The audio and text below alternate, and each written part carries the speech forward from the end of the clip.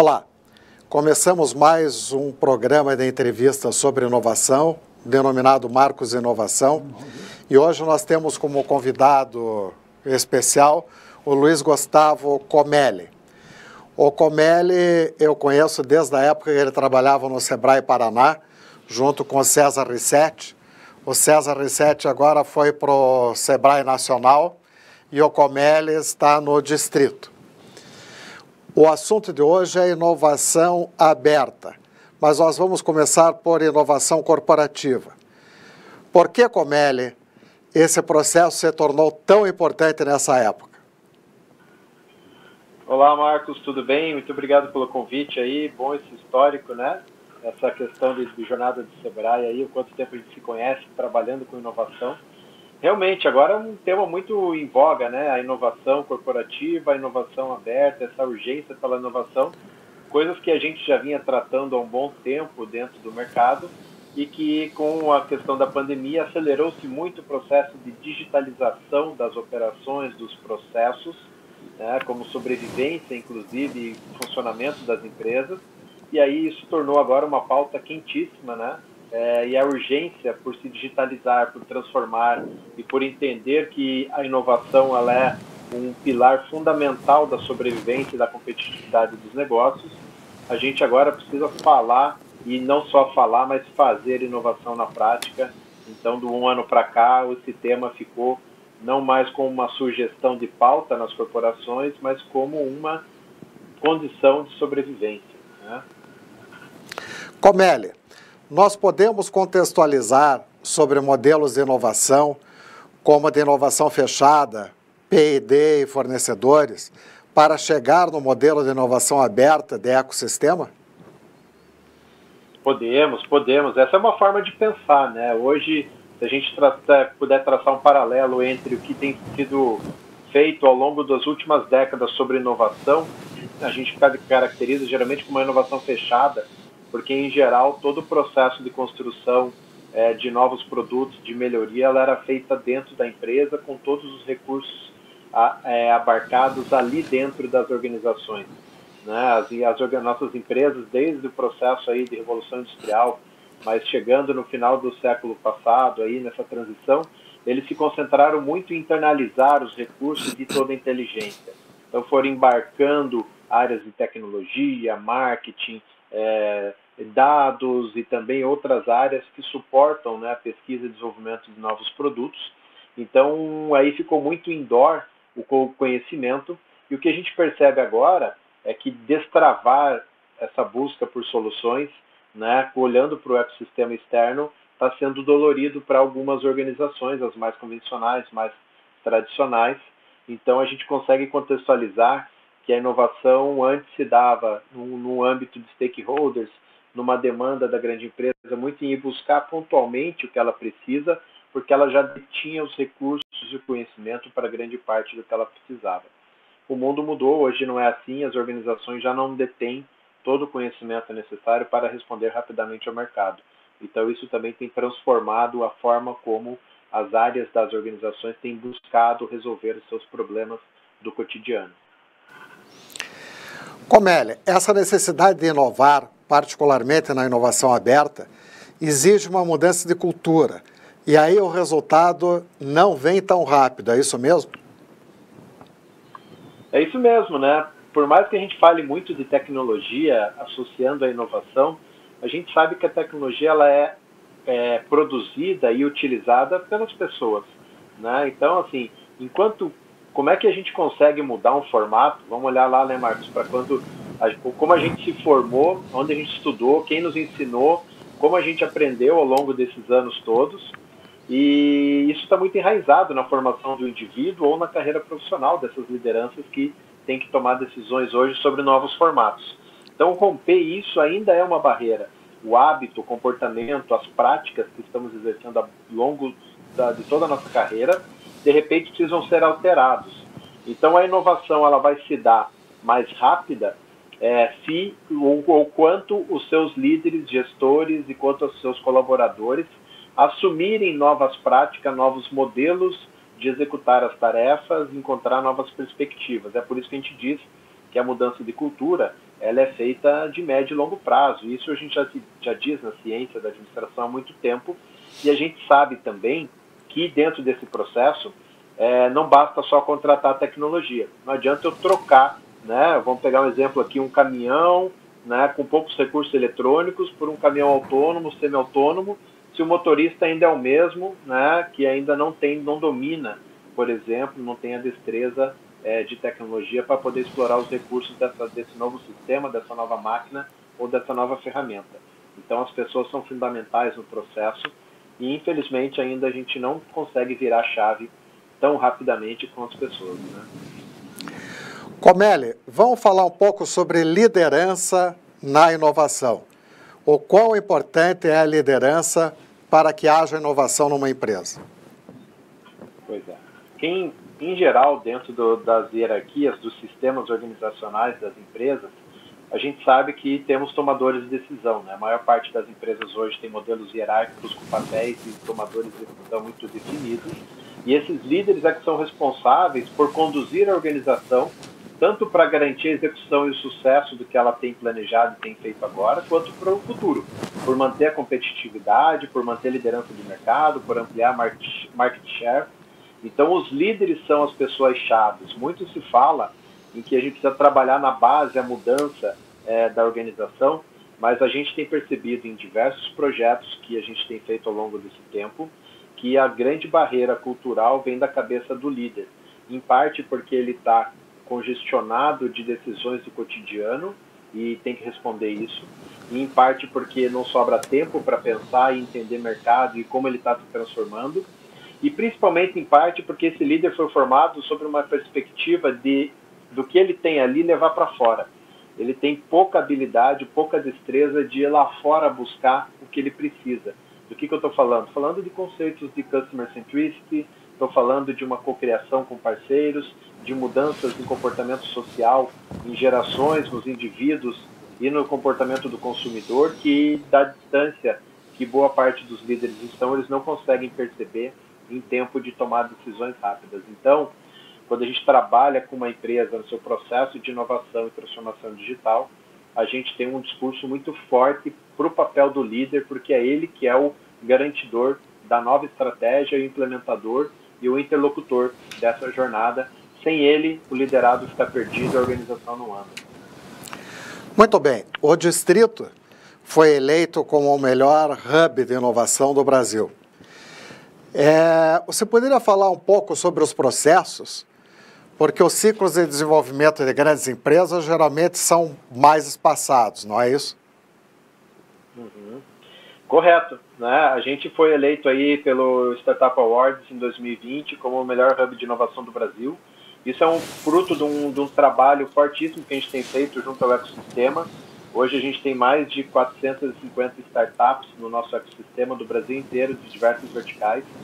Então, a gente tem projetos de inovação com cerca de 60 empresas, né? Temos 27 que assinam com o Distrito uma frequência, e todo esse arcabouço que a gente chama de ecossistema, que a gente já chamou de stakeholders anos atrás, né? Ele funciona bem, né? Então a gente conseguiu prover grandes conexões. E uma das coisas que isso leva para falar de processos é o fato de que a inovação, por mais que a gente trabalhe a lógica de que ela pode ser criativa, disruptiva, ela precisa ser sistematizada. E os processos precisam ser ajustados também. Mas não é a gestão de processos, os processos convencionais, em ciclos longos, como a gente aprendeu em gestão da qualidade, para poder certificar uma ISO, eles são processos ciclos ágeis e que a gente usa um conceito muito forte de teste rápido, aprenda rápido, corrija rápido, né? Então vamos testar e falhar rapidamente para poder ter tempo de corrigir enquanto a jornada está acontecendo. Então os processos de empresas convencionais realmente eles têm, por característica, por burocracia, por porte, por hierarquia, tendem a ser muito mais demorados e burocratizados. E a gente está implementando metodologias ágeis para tornar esses ciclos mais curtos, mais rápidos e com mais resultados de curto prazo. Pois é, aí vem os modelos ágeis. Você poderia falar um pouco sobre isso, por favor? Pois é, essa questão dos modelos ágeis, das ferramentas ágeis ou gestão 4.0, como a gente tem visto muita gente falar hoje em dia, na verdade eles são ferramentas, novas ferramentas ou redesenhos de ferramentas que a gente já tem conhecida no mercado em gestão e que faz com que a gente consiga fluir mais rapidamente com teste de hipóteses, análise, simulações, né? Então hoje, quando a gente fala de uma experiência, por exemplo, de co-criar novas soluções ou repensar uma jornada do cliente, um produto, a gente usa em geral ferramentas de design thinking.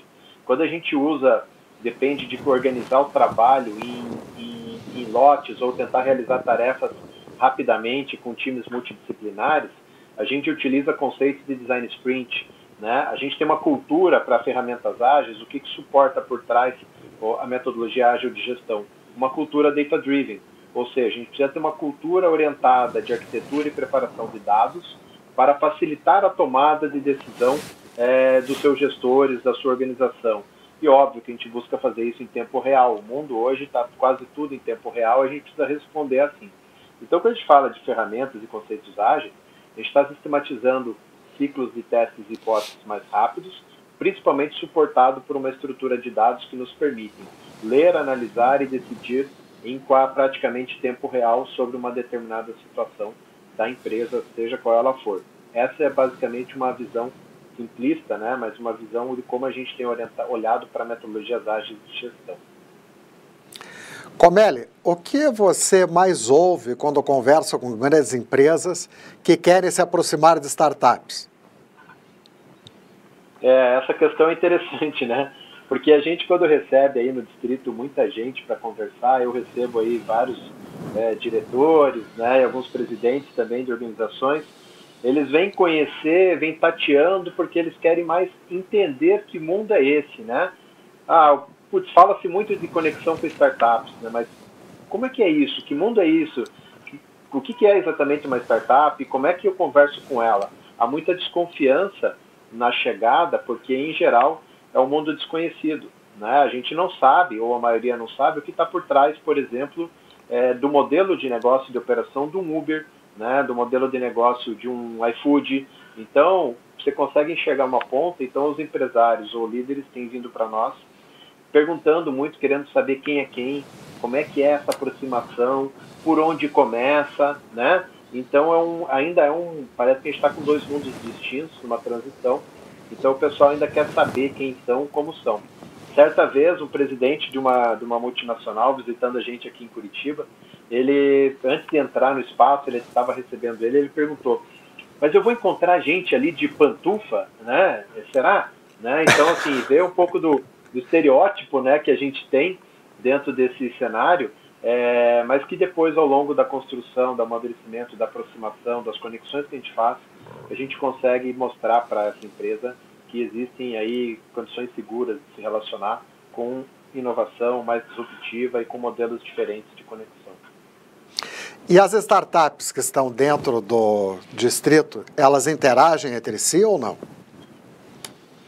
Sim, a gente tem bons resultados aí de interação entre as startups, principalmente porque, assim, o que acontece no modelo de negócio de uma startup, né? Ela é muito focada, ela tem um problema muito específico para resolver. À medida que ela cresce, se desenvolve, ela vai precisando de outros recursos e ela vai ampliando o leque dentro da sua operação. E para o conceito de uma startup é muito comum fazer isso crescendo com parcerias, com conexões. Então, aqui no distrito, por exemplo, a gente tem uma startup que tem um modelo de negócio focado em uma plataforma de conexão de grandes empresas e pequenas e fornecedores de compras, mas a gente tem uma outra startup ao lado que está gerando dashboards, né, e BIs para essa plataforma. Então, o que é a avaliação muito de uma startup? Será que faz sentido eu desenvolver tudo dentro de casa ou eu olho para o mercado que está pronto e me conecto? Muitas estão buscando conexões e aí o distrito é um espaço muito bom para fazer essa complementaridade, essa troca de negócios. Seja para alavancar a jornada de uma startup que conecta com outra, por exemplo, essa de BI, ou seja mesmo no sentido de poder fazer parcerias e vender em conjunto, fazer parcerias comerciais, acoplando, né, soluções com outras e embarcando conjuntamente num processo comercial.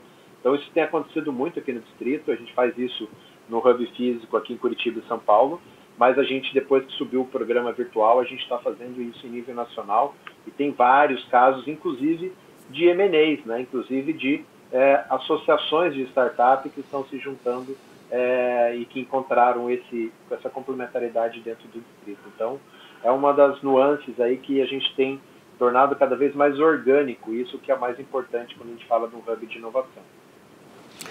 Bom, como nós estamos falando de inovação aberta, Comélia, quais são os principais desafios ou dificuldades de projetos de inovação aberta? E quais os principais erros cometidos por grandes empresas neste processo? Falando de desafios, né, a gente tem aqui dentro do nosso trabalho, no cotidiano, uma forma de poder abordar e ajudar a empresa a priorizar, né? Então, assim, quando a gente fala dos desafios, a gente sempre está tentando colocar em duas vertentes, né? Primeiro, o que você busca? Primeiro, você busca mais excelência operacional, você quer aprimorar a sua performance, o que você já faz hoje, ou você está pensando em novos negócios, em novas frentes, né? Então, os desafios aqui estão centrados basicamente nesses dois eixos. Será que eu quero descobrir coisas novas, porque a minha operação já está funcionando, e aí eu quero novas frentes, olhar para daqui 1, 2 anos, o que vem por aí? Ou será que eu quero aprimorar o que eu tenho feito? Em geral, grandes corporações têm buscado excelência operacional e aprimorar o que eles têm feito. E aí começam também uma série de conflitos, porque quando você decide que você precisa mexer no core ou nas atividades internas para aprimorar a tua performance, geralmente ao longo de 10, 15, 20, 30 ou empresas centenárias, você botou todos esses recursos ali dentro, e você já faz assim há muito tempo. Então, quando a gente começa a falar de desafios e de erros, a gente nota que, em geral, existe uma certa, não é bem uma falta de humildade em entender que lá fora podem ter coisas melhores, inclusive, do que a gente faz, outras maneiras de realizar.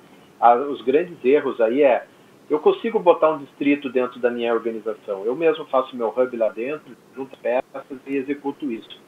Essa foi a geração de hubs que a gente tem vários casos de insucesso, porque quanto mais fechado você ficar, menos você se desenvolve hoje em dia. Então, os erros estão muito centrados em achar que a inovação, por mais que você tenha uma área de TI fortíssima, que você tenha marketing fortíssimo, vários recursos, você querer fazer tudo isso dentro de casa. Os principais erros estão quando a gente quer trabalhar inovação usando só recursos internos. E depois, óbvio, quando você tem relação com uma startup, você quer fazer com que a startup se adapte ao seu processo. Por exemplo, pagando ela em 150 dias, por exemplo, exigindo dela requisitos de classificação de fornecedores do mesmo jeito que você exige dos outros fornecedores da tua linha, da tua produção. Então, é um processo que ainda precisa ser adaptado. E, em geral, quando você tenta colocar a startup na roupa da grande empresa, existe um conflito grande aí, uma chance grande de insucesso.